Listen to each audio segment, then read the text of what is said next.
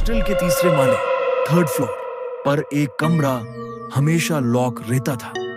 Seniors कहते थे कि 10 साल पहले वहां एक लड़के ने एग्जाम के प्रेशर में आकर कुछ गलत कदम उठा लिया था। आर्यन को इन सब बातों पर यकीन नहीं था।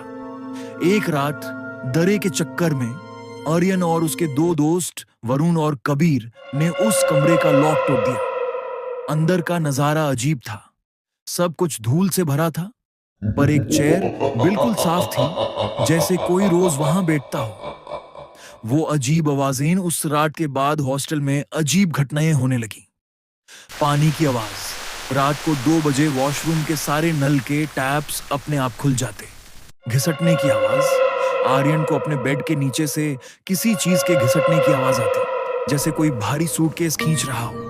गीली फुटप्रिंट्स, कॉरिडोर में गीले पैरों के निशान बनते जो सीधे रूम 304 की तरफ जाते, पर वहां कोई होता नहीं था। असली डर का मंजर, एक रात कबीर को नींद नहीं आ रही थी।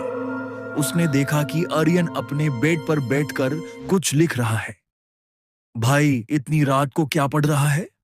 कबीर ने पूछा। आर्यन ने कोई जवाब नहीं दिया। वो बस लिखता रहा।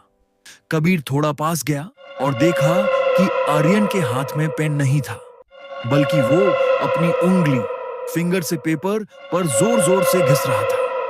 पेपर खून से लाल हो चुका था। जब कबीर ने आर्यन का कंधा पकड़ा तो आर्यन पीछे मुड़ा। उसका चेहरा आर्यन का नहीं था। उसके आंखों की जगह सिर्फ काले गड्ढे थे और वो धीरे से बोला, प्रॉक्सी लगवा देना, आज मेरी बारी है।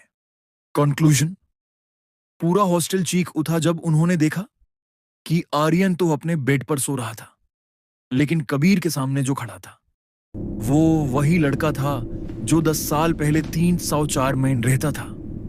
अगले दिन से वह कमरा फिर से सील कर दिया गया, पर आज भी कहते हैं कि अगर कोई रात को उस फ्लोर पर अकेला जाए तो उसे पीछे से किसी के चलने की आवाज आती है।